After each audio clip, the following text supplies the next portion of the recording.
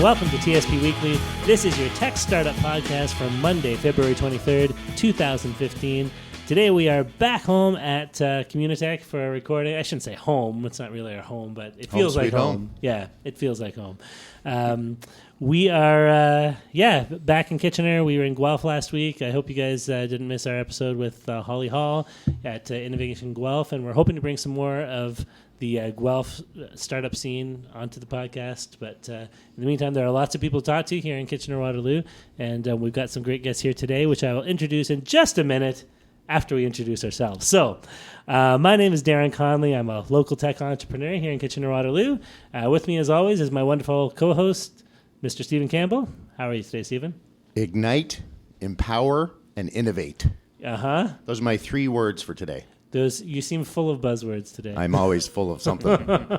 Sure. So this is an Exploring the Confidence Connection. This is an event that's happening March 10th at the River Run Center. It's celebrating the International Women's Day. Where is the River Run Center? So it's over in Guelph. Oh, all right. With your beautiful segue from Holly Hall of last week. Sure.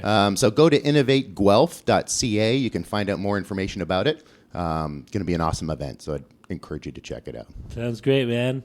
Excellent. Well, let's introduce our guests. Joining us today, we have Mr. Collin McIntyre and Mr. Jordan Schroter. Yeah, you got Schroter. it. Like the peanuts? Well done. Close with the T, but okay. Yes, instead of the D, right. Collin and Jordan are from Visibull. Can we say you guys are the founders of Visibull? Would that be accurate to say? Absolutely. Yes. Perfect. How are you guys doing today?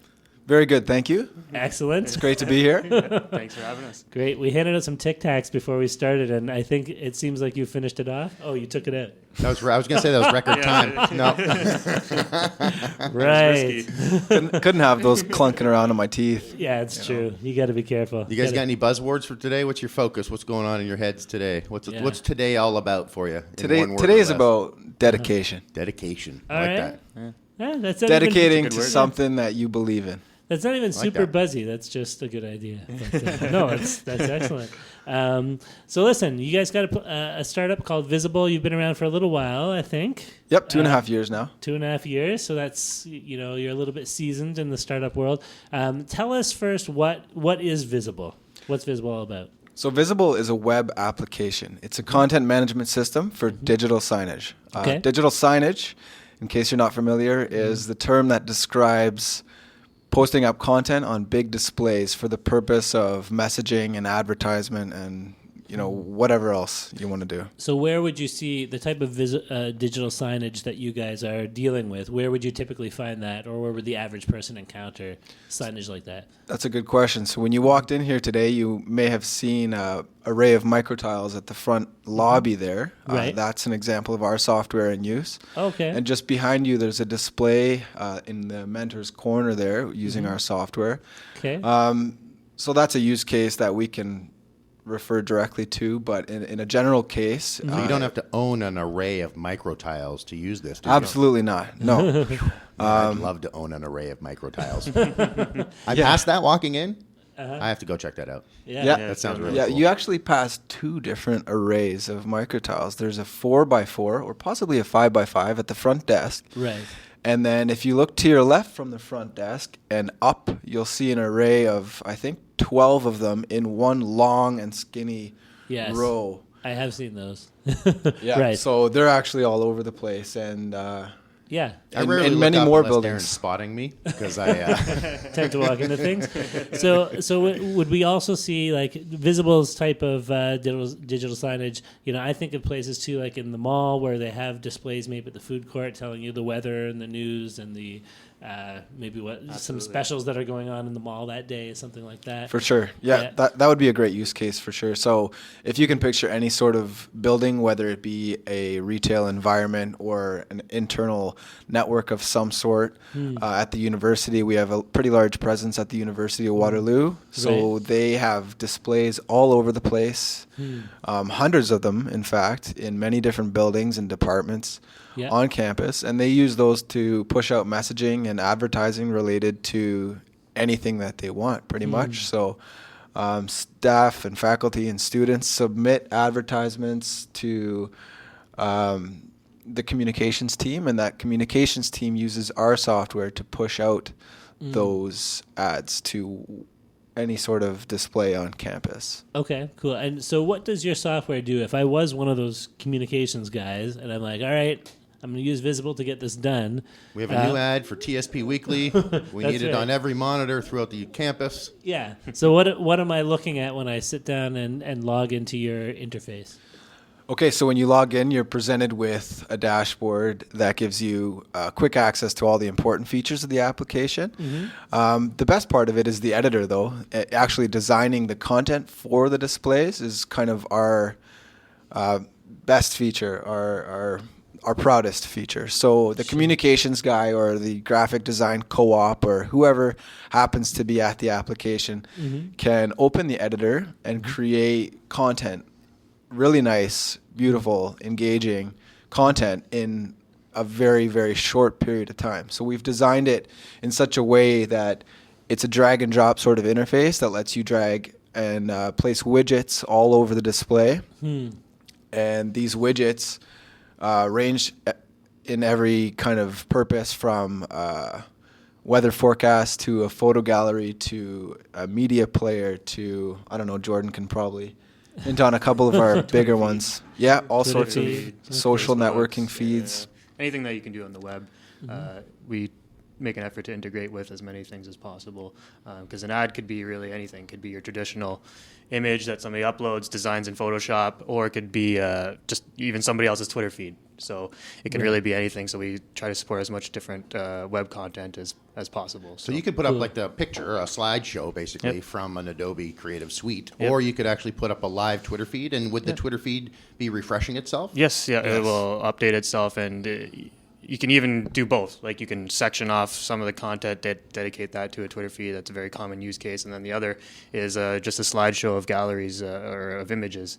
And that's one of our most common use cases that we see. Neat, So I'm thinking in my mind of when I watch like CNN or something, I can see there's a bar across the bottom. Very very similar to that. And then on the side, it's showing my weather and my maybe some headlines that are rotating, and then I have the newscaster in the middle. Yeah, exactly. You kind of have your main content and then some secondary info. For, that would be Hearthstone. Yeah. So Visibull can create those kind of layouts. Absolutely. Them, that's the exact kind of use case that we specialize in. Gotcha. Splitting up displays or arrays of displays into various different sections, populating those sections with any sort of content. And we really love the idea of letting companies and individuals reuse existing content. So, you spend a lot of time on your Twitter account, you spend your time uploading photos and galleries to Instagram and Flickr and whatnot. So we integrate with all those to save you the trouble of having to manage those in different places. So I can draw from all of that content that I've already uploaded to different places and use that in my Visibull display that I put together. Interesting. Almost like a Hootsuite for your displays. That's definitely. That's a very good point. Very cool. Now I should actually say I've tried out your interface a little bit. When I met you guys, I guess maybe a couple months ago, I think I met you guys up at Reap, the Felt Lab with Reap. Oh, And had a chance to play with the interface a bit, and I did find it very intuitive. As somebody who is not like a communications professional, I liked that I could kind of choose a grid and then decide how I'm going to populate each square of that grid with the different widgets and stuff. And I found it a very compelling kind of interface, which is great because typically I would look at something like a BBC or CNN's display thing there and be like, oh, I can't imagine what's going on behind the scenes to make this work, right? Yeah. But it made it.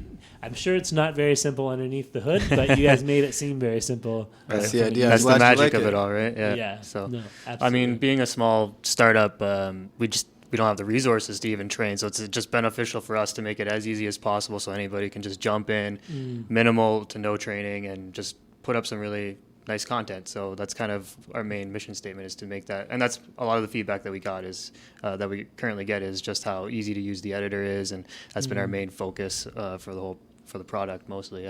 Excellent. Yeah, one thing to note as well is that while we do specialize at the moment in digital signage, our application also doubles as a embedded designer. So whatever you create, whether it's something for digital signage or advertisements or galleries for any other purpose, all of that content can be embedded directly on the web. Okay. So we have a few customers that are actually not even using the digital signage side of the application. They are simply using the editor to create widgets or campaigns or whatever you want to call them to embed directly into a website. Okay. One example of that would be a local company called trending.info. Okay. They specialize in curated Twitter feeds, and Randy from trending.info uses our app to create these embeddable feeds for his clients to embed in their website. Interesting. Hello, it's a Randy. very Yeah. interesting with the shout-out. use case. Yeah. And that is actually one of the more exciting kind of plans for the future, is to explore that even further Yeah. and really delve into the world of embeddable web content. Sure. Now, I didn't actually ask you this, but I should now that you've brought up web content. When you're pushing this to a display, you're essentially pushing it to a web address. Is Yes, that correct? that's right. Yeah. Exactly. So I could, as long as I have a monitor that's connected to the internet and I can, load up Google Chrome or whatever, then I can display whatever I've created in the Visibull interface on right. that Yep, monitor. you got it. Yeah. And we're So- exploring other ways to potentially, because right now that binds you very much to being online at the time of loading the content. So we're also currently exploring other ways we can provide a more offline experience as well. So maybe you can download the what you make in the editor and install it offline as well. So that's one of a primary focus while we're kind of expanding into the web content kind of side of things as well. Interesting. Yeah. Interesting. Yeah. So there's the potential to deliver, kind of media-based widgets to any website that Right. has the ability to embed it. Yes.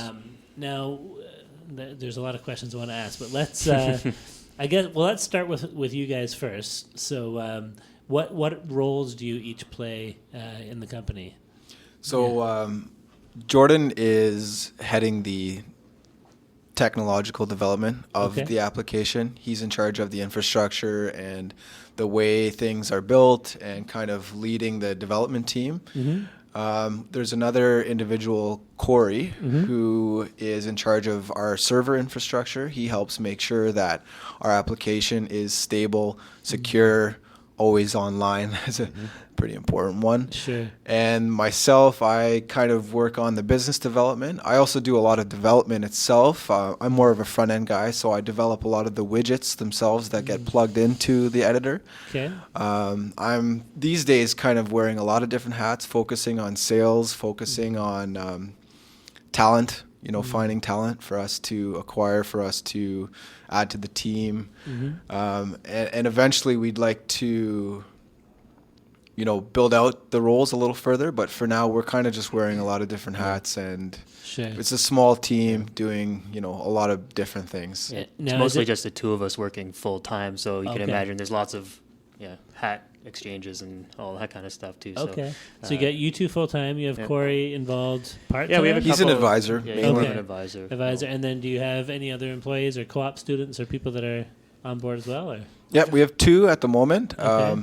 They're currently one is on a separate co-op term and another is on vacation. So we're waiting for them to return before we really get into what they're going to be doing over the next 6 to 12 months. But Sure. they're both very excited to be working on the application. It's really interesting to see the type of reactions that we get before and after showing a potential new team member what our application is all about. We go to several networking events a year trying to, find people, find connections, and, see what the startup landscape is all about in the Tri-Cities here. And we'll talk to individuals, developers, designers, what have you, about our application and say, hey, we have this awesome application. We'd love for you to, check it out sometime. And the response is usually, yeah, okay. I'm sure you have a great application. everybody has a great application, right?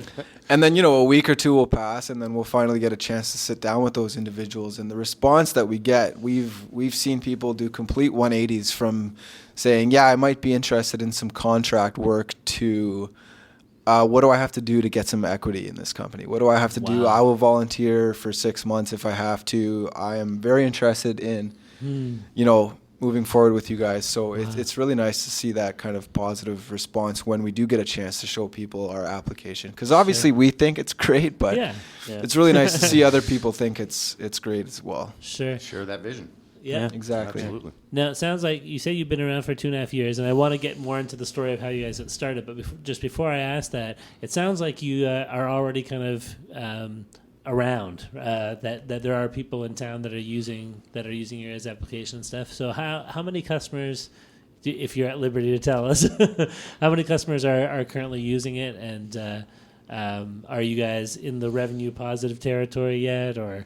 That's a good question. So we are revenue positive in the sense that our costs are actually fairly minimal. Okay. Our primary cost is basically the server infrastructure. We're not paying any employees at the moment, so our costs are low, and it's easy to say that we are, revenue positive. Sure. But in the sense of customers, we have less than 100 users on the system, and in terms of paying customers, there's 20 or less at the moment. Okay, that's still not bad for a startup, though. It's been good, and these 20 or less, many of those 20 or less are, we're talking between $10 and $20 per month. Right. But when you think about buying a website, and the costs involved with running and maintaining a website, you're looking at $10 to $20 a year for the domain, and then $5 to $20 a month for hosting. Yeah. So we fall into that price range, and although it seems super cheap to be able to run a company on such a cheap software offering, it seems to be getting us the volume that we are looking to attain in the Did you guys do any research on that price point at all, or are you just lots? Yeah, we've built and tossed out 3 or 4 different pricing models. We had initially done an all-you-can-eat style. You basically pay a single fee, and you can use the system as much or as little as you want, and that. It was nice in the sense that it was simple and the billing was simple, but it turned out to be costly for us because some individuals were using a lot of bandwidth. Sure, right. Sure. So the bandwidth implications led us to realize that, maybe we should charge per station, or per display. Yeah. Yeah. So for every display that you're running, the costs increment. Right. And that kind of helps us protect ourselves from incurring, high server costs. That way, Sure. Right. And it makes sense, too. I mean, you have bigger customers, more displays. They should be expected to be paying. And I'm sure it's going to change probably tomorrow, so who knows? Yeah. You guys not working this afternoon? Fair enough. Yeah. Cool. So how did this all get started then, guys? Like, who was the guy who kind of sat down and said, I have this idea, let's build Visibull? We're going to be on every TV across Canada, nay, the world. That's right. That's the plan. Yeah. So I started working at the University of Waterloo about 4 years ago. Okay. And in my job there as a web developer designer, they threw the idea of powering these new displays at me. So Environment 3 is a new building where I worked in the Faculty of Environment, and they threw up some nice new commercial grade displays in the atrium there. They're sitting a story up and very highly visible to all the students and faculty and staff that frequent that building. And they also purchased some software and threw it at me and said, hey, you want to get some nice content up on here? And as a design kind of guy, I was jumping at the opportunity to do so. And I quickly realized that the software was interesting. By interesting, you mean not as good not as you interesting. hoped it would be? It was bad. So I was using this software. It was a software suite that I had to manually install on every machine. We had some co-ops also interested in using it, so I had to install it and maintain it on their machines. I had to go through hours of documentation, watching some videos and reading about how the system works and all that. Jeez. And regardless of the amount of time I spent on it doing customization, and I was using Photoshop, I was using Illustrator, I was using the actual software, the end product was just not something I was happy with. It didn't have the aesthetic appeal that I was looking for, and the process was just tedious. Right. You know, I couldn't make changes unless I was on my machine with that software installed. And at that point, we decided to try it on the web. So we thought, you know, let's give this a shot in Chrome and see how Chrome can handle some of these concepts. Right. So we built this little prototype, and the prototype was not very functional, but it was very hard coded, and we were very pleased with the results. The hardware that we're using, just a low end computer, was able to power through some of the, you know, complex animations that we were using. Like, we posted up a Twitter feed, and each Twitter post would animate in. Right. Yeah. And we had several other animations, like a photo gallery running side by side with a Twitter feed and a clock and that sort of thing. Sure. At one piece at a time and see if it breaks or not. Yeah. And it did very well. So we went from that concept, and we did a talk at something called What It Is at the University of Waterloo, which is an IT conference where they do a whole bunch of different talks about IT on campus. Sure. And so we did a talk on digital signage on the web. And at this talk, there was maybe, you know, 50 or 60 people there. One individual approached us after and said, "Hey, I love what you guys are doing. I have this display, and I could really use some help getting some nice content on it." So we were talking, and I learned that it was the Stratford campus that had a very awesome, you know, display that was 3 stories tall and very unique in its arrangement. It was made up of 150 of Christie's micro tiles. I love micro tiles. 3 stories tall. 3 stories tall, yeah. Wow. So it was, if I remember correctly, it's 5 micro tiles wide by 30 tall. Wow. So this is a very unique display in the fact that it's made up of 150 displays, but also the size and the shape of it. Sure. Getting content designed for that required, you know, very custom input, and they didn't have the resources to, you know, to get something that they wanted. So what they were doing was they were running a single video on there for months and months at a time, just the same video. That had been formatted somehow. Yeah, it was built for that display. I'm Okay. not sure who made it. It was really nice, but it just had the logo and, you know, some nice like colors kind of fading. It looked awesome, but it was The same getting thing all stay day, every refreshed, day. eh? Yeah. Yeah, Definitely. so That's crazy they would build it without having a way to kind of power the content for it. You know yeah, what I it mean? was But- interesting. And Mark, the guy who was talking to us originally, was very aware of that. He's like, "We got this, and we got to get moving on some new content on it. So, are you interested in helping us do that?" Sure. And we said, "Sure." And he forwarded us a document, which was a PDF that showed us the composition of the display, everything down to the size and the resolution. And we basically reformatted our existing prototype to suit that display. Right. We drove it up to Stratford one day, plugged it into the display, and Now it plays a Bieber video over and over. yes, Oh, sorry. of course, no.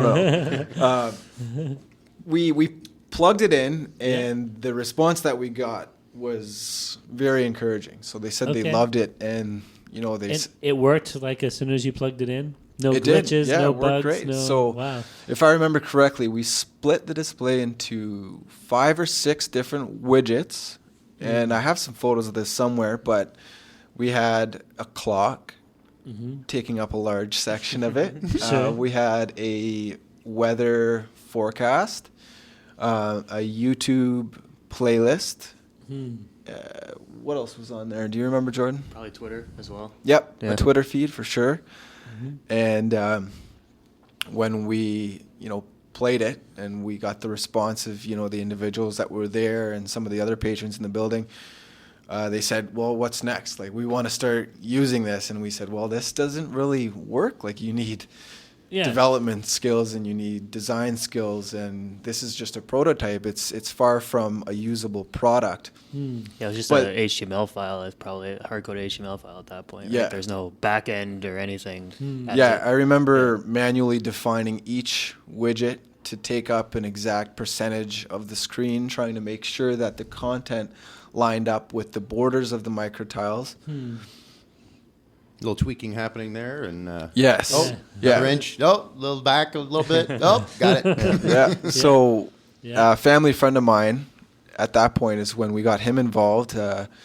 He's a seasoned Rails developer, and he took the time to sit down with us and take a look at our product. And what we were looking for was someone who could help us build out a sellable product and also hopefully stay on board as an advisor and help us continue to build the business. And it was amazing the response that we got from Corey. He said, pretty much from day one, I'm in. I'll help you build this. I'll help you get it up to, a sellable and functional product. And I'll help you with further development, making sure that you have someone who can guide you in the right direction. And it was amazing how fast this prototype turned into a functional alpha or beta or whatever you want to call it. Right. I don't remember the exact timeline, but within a few months, we were back in Stratford, and we had given the team their login to the live application, and we gave them a tutorial.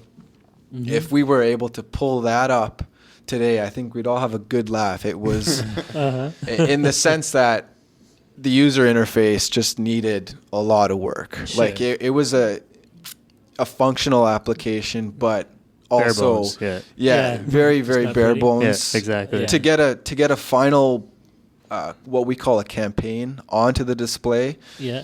You had to do a lot of different things. You had to create a template in one page, and then you had to populate that template with widgets in another page. And on a third page, you had to tell the display which of those, campaigns to play. Right. But they still loved it. They loved it, It got the job done. They were able to, with a calculator, make sure all the content lined up perfectly with the microtiles, the edges of the microtiles. And they started using this and providing us with some great, encouraging feedback. And to this day, the team there, especially Jordan Mandel, he's their design guy. He's been using the system and abusing the system and letting us know everything he loves and everything that we could improve on. Hey, Jordan. If he's there's a shout out to Jordan too. There's a lot of Jordans in our little space here. For me That's okay. One of our other developers is also named Jordan. So there's three of us that we're routinely in contact with. Right. But so the Stratford guys are basically the reason we are in business today. Sure. So thank you very much to Mark and Jordan for all the help you've given us over the years. It's been great. I was going to say, there's a principle in the startup world too that you keep your first customers, like you just bend over backwards to keep them happy, right? Because they're going to be the ones who are your biggest supporters and encouragers and the ones who are going to spread the word about you the most, right? Not only that, it's a 3 stories tall display that acts as a giant advertiser for us, basically. So it's been best first customer we probably could have asked for, really. Yeah, absolutely. We've had a few interviews with random, developers and whoever, and they're kind of like always a little skeptical, where's this business going? Who's using you? And as soon as we mention the Stratford campus display, they're like, oh yeah, I know the display. That's awesome. That's your software? Oh, fantastic. Cool. Tell me more. So it's great to have them on board. You got a little swagger with the Stratford. Yes. I'd say so. And how long ago was it that happened then? That was 2.5 years. Okay. Yeah.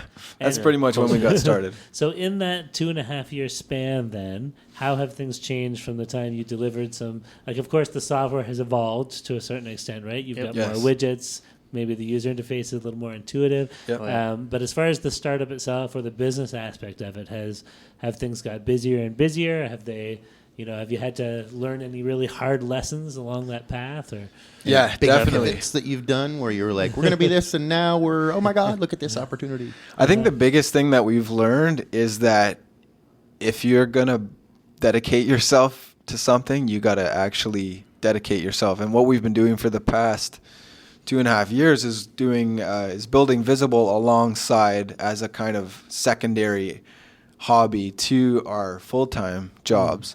Right. And some of the more exciting news in our world these days is that we've recently taken Visibull full-time. Right. The Accelerator Center has given us office space there. Excellent.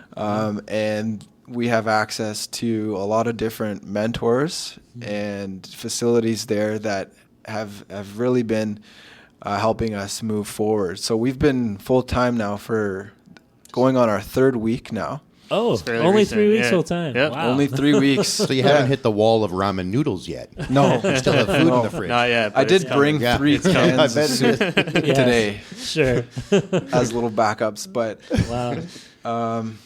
Wow. So 3 weeks. And what have those 3 weeks been like compared to the last 2.5 years then? Like, have they been have you felt like you've accomplished more? I feel like I've already done more in the last 2.5 weeks than Yeah. the last 2.5 years. But it's not actually true. It's just being able to focus on one thing all the time rather than two. Basically, half your attention of the whole entire day is spent 9 to 5 on something completely different. Sure. And you're getting emails from people and you can't really answer them. And a lot of the reason why for 2.5 years, we may not have a whole lot of customers compared to another company is just because we can't schedule 9 to 5 meetings. Right. Everything was done at lunch, and it's hard to schedule around that really. So Sure. the biggest change since going full time is just having our schedule wide open and being able to focus only on this, meet not just at lunch times and after hours. So we've already met with a lot of different people and had a bunch of meetings with developers, other mentors.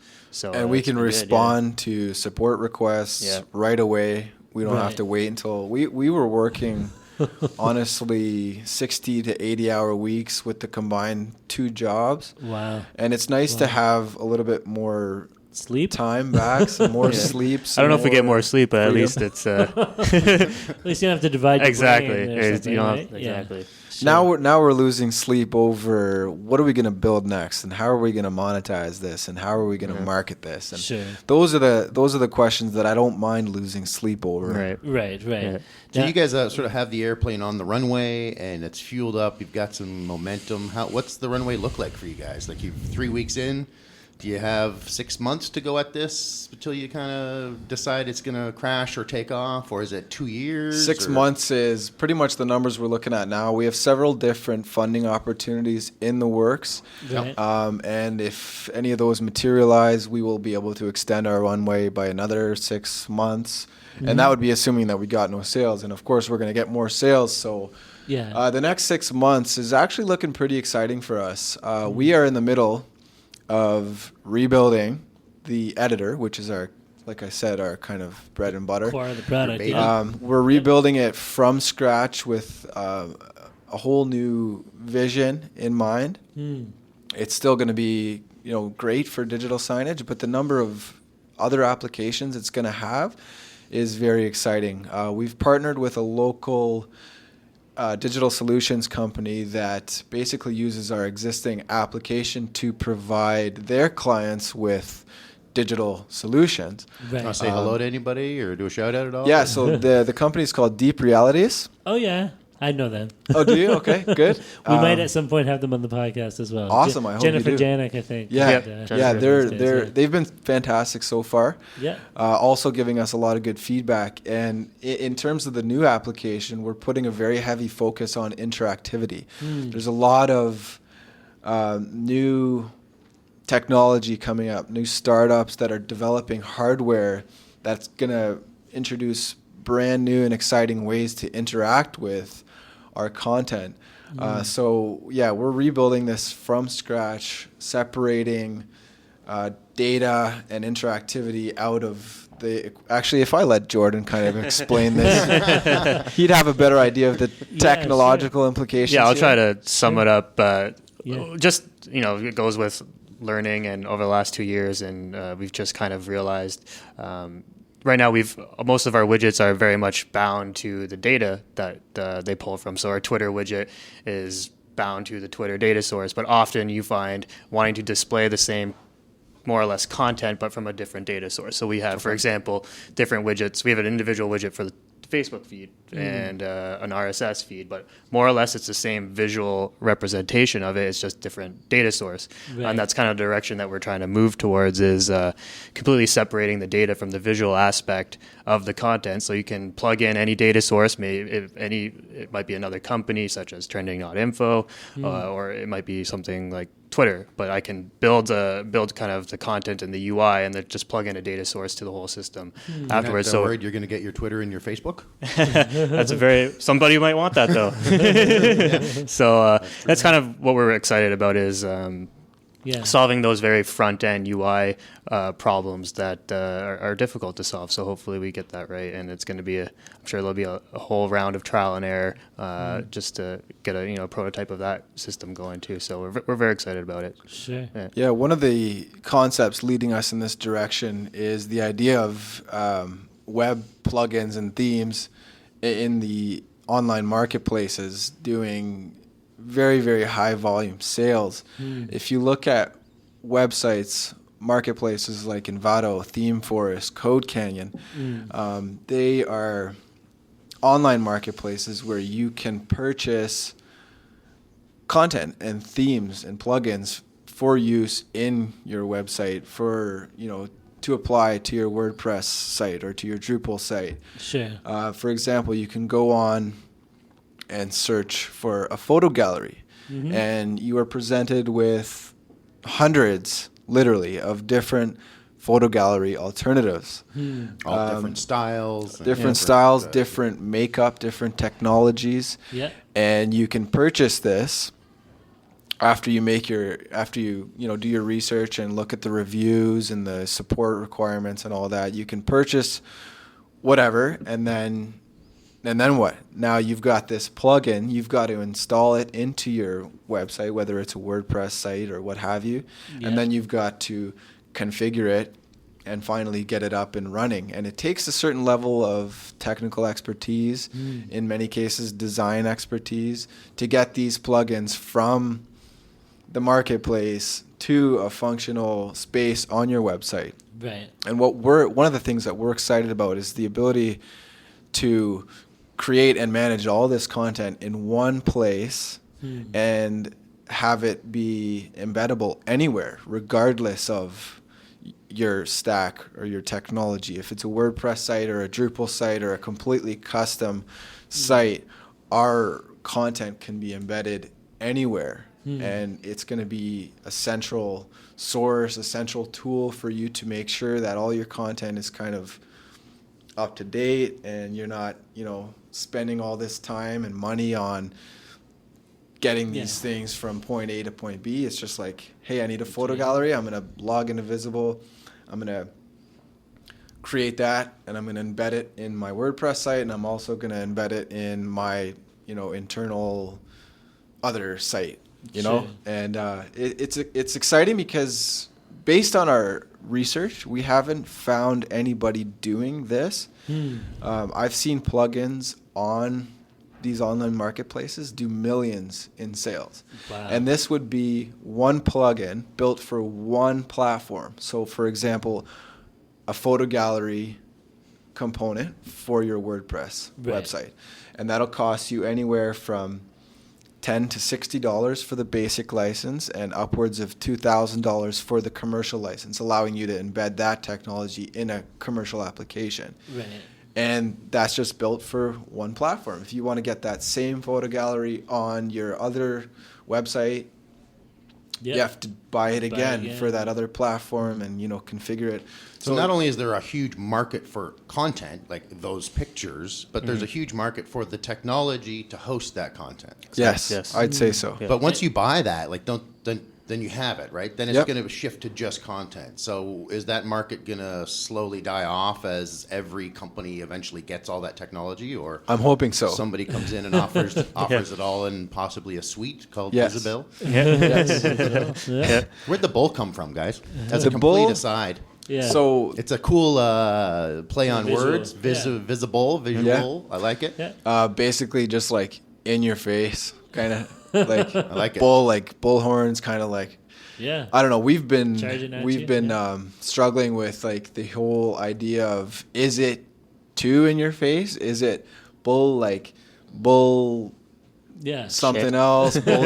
We've had a lot of different. The majority of the response or the comments are positive. Like, oh yeah, that's a cool name. Like, play on words. There's a couple things we don't like about it. There's a bunch of things we do like about it. Yeah. Your logo's a Red Bull, right? Yeah. Once you've seen the logo, I think it makes for a good kind of mental hook to remember who you guys are, right? Yeah. Like if you just, it's one of those words that if you hear it like on a podcast, Dun, dun, dun. Visibull, I'll just type in Visibull the way I would spell visible. That's one of the downsides. Yeah, but if you hear that it's a bull or you see it on your card or your logo and then you, oh yeah, like what's the name of that company to display thing? Something bull. Oh yeah, Visibull. All right, and it's spelled like Visa with the bull. Yeah, lots of ups and downs, and we've been toying with the idea of rebranding at some point, but for now it's sticking, and until we find that perfect new name and new kind of branding idea, then it's going to stick around. Seems Web to be TV. Web TV, I not think bad. It might be taken.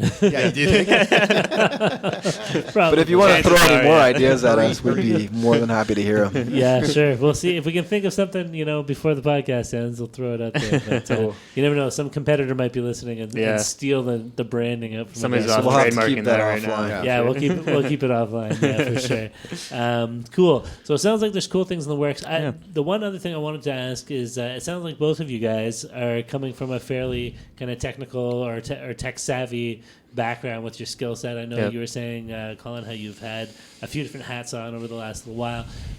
Are you guys at the point or nearing the point where you might bring on like somebody who's exclusively dedicated to business development or marketing or sales? Yes, we've been in search of said individuals for many months now. We've got a few that have captured our interest and have proven to be to share a similar vision. But yes, we are definitely looking for talent in many different areas, from business development, sales, marketing, and then obviously on a web development side, we're looking for mainly front-end developers at the moment, people who are able to, maybe not current experts, but people who have the brains to become experts. Sure. Like, we're not necessarily looking for a seasoned front-end web dev, but maybe a developer who's seasoned in any application any technology that can, learn and adapt to our stack. Because, the stack that we originally wrote on is Ruby on Rails. Yep. And it's proven to be great so far. And then we're also considering a whole bunch of different alternatives in terms of hosting, an API, in terms of building this new editor. So we're really just looking for those people who can code. Yeah. Just develop. How's your stack adaptability, Darren? I'm not even anywhere near the realm of Do you have a stack? being able to. I don't have a stack. I'm stackless. I'm going to get a micro tile, and then I'm going to get a stack. There you go. I do a little. I've dabbled in Rails. Just one micro tile. Well, you got to start somewhere, right? Start with one. You can flip it on its up from side. there. Right. I'm not going 20. I might go 20 high by one. You know what I'm saying? That could look pretty cool. And only can I use content from Visibull. You can have a gigantic progress bar. Yeah. That's right. 20 high by one. Slowly. I'm going to set you up with a long Twitter feed, I think. I like maybe. that. Yeah. Keep those ideas coming, guys. I like those ideas. Absolutely. Very cool. So are you poised now on the edge of exploding out into the world and conquering the world of digital signage? Yeah, with the help of Communitech and the Accelerator Center, we are definitely in a position to start blowing up. Like, we're hoping to be a household name in terms of interactive web content, I guess you can call it, embeddable web content. Your top three bowls come to mind when you sort of think of them? Top bowls, yeah. There'll be Red Bull, there'll be you guys. Visibull, and then... Yeah. I don't even know the third Who's the third bull? Yeah, so you're top two. Yeah, there you go. You're right after start. Red Bull, guys. They're spending a lot on marketing. Yes, you're they number are. two. Yes, they are. That's great. Excellent. Yeah, it's great to have the support of all these. It's like a close, tight knit community, and ever since day one, we've had the support of Communitech, and soon after the Accelerator Center. And I think without them, we'd be a lot further behind than we are now, providing us access to mentors. And the facilities that we're using has just been fantastic. It's a great city to be in, to be an entrepreneur. Yeah. And we're really excited about the opportunities here in the near future, see what things have in store. Yeah. Excellent. Thanks, Communitech. Yeah. Yeah. And listen, before we wrap things up, guys, there's our very fancy sound effects. I've been working on it. Yeah, we're gonna throw the lightning round questions at you. So this is a new feature we've tried out. I think this is our third podcast we're trying this out on. We have 10 questions. Grueling questions. Plus one bonus question. We're going to throw it quick. All right. Each of you can give your answers. They're not hard. Let's do it. I'll throw them out at you and see what you can come up with here. I'll keep score. Okay, perfect. So question number 1. Give one piece of advice for new startups in 5 words or less. Go. Get in an incubator. Excellent. Jordan? Be focused and dedicated. Nice. Wow. You get a spare word, too. Yeah. I think both of you only use 4 words. Wow. You get bonus points for not even having to use all 5. Excellent. Number 2, how many hours do you work per day? Jordan first. 9. I don't think it ever really stops, but coding, 9. Wow. Yeah. All right. I think Jordan's being humble. I've seen him do 12, 14-hour days routinely. Wow. And I'd say I'm sitting around the same thing, about 8 to 10 hours a day. Wow. Excellent. Okay. Who is your ideal investor? You don't have any investors yet? Not at the moment. Okay. So when you're out looking, who's the ideal person that you're like, this is the perfect investor, we finally landed them? Someone who's got their hand. Is this still 5 words? No. Feel free. Yes. Someone You who's- don't have to be just 5. Yeah. I think we're looking for obviously someone with money, but someone with their hands in a lot of different places, like someone who can make introductions to the people that we need to know, people who own malls, people who own airports, people who own massive online enterprises. Right. So not an expert in your sphere, but a connector. A connector. Yeah, we don't really want somebody who's just going to give us money and basically tell us to make their money back somehow, or we want somebody who's going to be involved and cares and shares a similar vision. We've been able to bootstrap ourselves so far and trying to keep it that way for as long as possible, but who knows? All right. If there are any investors listening that fit that bill, here's your chance. Here's Yes, your people. please get in touch. Excellent. Okay, number 4. What is one startup skill that you guys need to get better at? Sales. Sales? I also have to agree that the business side of things is something I've yet to perfect. Okay, perfect. What's one startup skill that you've mastered? Sales. No, I just had to say that. I'm working on mastering sales, but I'd say leveraging incubators. Okay. Nice. Yeah, I'd say that's a good answer. Just Sure. making use of the connections that you make and keeping in touch with people has always been a struggle of mine, and now I'm forced to actually do that. So- We have people chasing us around, literally saying, "Hey, can you respond to that email?" Yeah. Right. So we're getting better at being better communicators. Yeah. Okay. It's hard when you're Perfect. coding for 14 hours a day. Yes, it is. to Yeah. communicate with anybody. It's true. Okay, Mac, PC, or Linux? Mac. Mac. Mac. Both Mac guys. We're waiting for Linux. We might have to drop Linux from the question. Yeah, nobody's answered Unfortunately, Linux no. yet, but maybe we need the really hardcore people. We have a diehard Linux guy on our team, so next time we can bring him in and Okay, so he then will he can answer answer, He gets a half a Linux. vote then. Yeah, okay, perfect. Android or iPhone? Android for days. Yeah? iPhone for me. iPhone for you? Yeah. And Android for days? Wait, how long does your iPhone last? In terms of days, 0.5. But it's a 4S, so I can't expect too much from it at this point. Oh, okay. Sure. All right, number 9. Fill in the blank. If I could have any drink in my hand right now, apart from the water you already have, what would it be? An MSO. MSO? Mill Street Organic. Say Brewed again? out of It's a Toronto. beer? Middle Street Organic? Mill. Mill Oh, Street. Mill Street Street, Organic. yeah. Okay, Organic. yes. Okay. Yeah, All right. just too tasty. All right, excellent. There's What about you, Jordan? one beer at Abe and Herb that I had the other day that was really good. It was Hyphenvisor.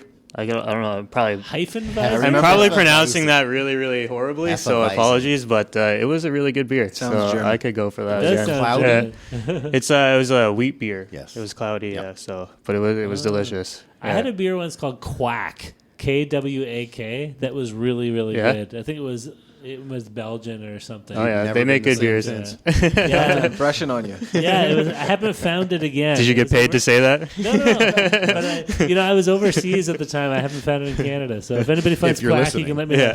Okay, we're almost done, guys. We're in the last question here, and then our small bonus question.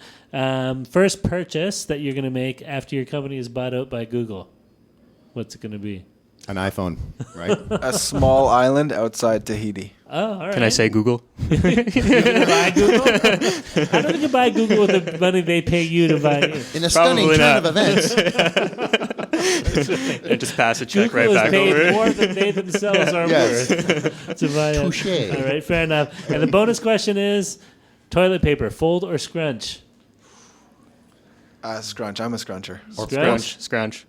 Two scrunchers. Yeah. Insane. What's Nobody said pass What are the yet. results from that? It's true. We're going to tally the results on a okay. future episode. That's and, good to know. And I'm the maybe first sell them. scruncher? We're going to sell them to like bathroom researchers Oh, right, as perfect. data collection that All right. we've compiled here. Yeah, you're not the first scruncher. But, okay. but my own prediction You're a is that there should folder. be more folders than scrunchers. I cannot help but to Nobody has time to imagine fold. this. I'm worried too. I'm, I don't really know. worried. I'm trying to get a new bonus question in there. For my opinion, I'm like, I don't have time not to fold. Oh, yeah? It's Just use that it. important to me. But anyway, all right, guys. Well, I think that pretty much covers everything. Yeah, that you we guys could weren't worried possibly about talk time about management, here. right? Yeah, that's right. Eh? The important one's down. Before we sign off, where can people find you guys if we want to find you online? You have a website, Twitter? Yes, all we that do stuff? have a Yeah. website. It's visibull.tv, visibull.tv. You can go there. We got a contact form. Our application's currently closed off to the public in terms of the sign-up form, but if you shoot us an email, we'd be happy to set you up with an account. We'll forward you some documentation so you can get in there, make some content, see how killer awesome our application is. Excellent. That's killer awesome. Do you have any other social media that we should know about? Or Yes, so no? we've got Twitter and Uh-huh. we've got Facebook. Uh-huh. Twitter, we've been sort of keeping up to date. Facebook, not so much. Fair enough. Eventually, we'd love to have a social media guy, girl who keeps that stuff up to date because Sure. it's on our list of things to do weekly, but it doesn't get done weekly. You've only been doing it full time for 2.5 weeks. I still haven't quite figured out how to Yeah. use Twitter myself, so it's a... Yeah. Add it to that long list of Yeah. to-do items. Yeah. Okay, cool. If you And- code for 14 hours a day, I think you'll be all right. It's not, And All right. where can we find you on Twitter? Do you know what's the handle? Visibull, Visibull. Same with Okay. Facebook. So one of the Perfect. pros of the name is not too many people have taken all the taken it. handles there. Right. Perfect. All right. So we'll add some links to those places when we post the podcast so people can find you easily. I think that'd be great. Perfect. So let's wrap things up, guys. That's all for today. We want to say a special thanks to Mr. Collin McIntyre and Mr. Jordan Schroter from Visibull. Well done. Thanks for being on the show. Thanks for having us. No problem. Thank you very much. And thank you to Communitech for letting us record in their humble abode here once again. And thanks to you, our listeners, for joining us on another episode of TSP Weekly. Please feel free to send us your comments, your questions, your criticisms, your feedback. Our email address is feedback@tspweekly.com, or you can drop a comment on the website. The website is tspweekly.com. So, from myself, Darren Conley, my co-host, Stephen Campbell, and from our guests, Collin and Jordan from Visibull, thank you very much for joining us, and we'll see you all next week. have a great week.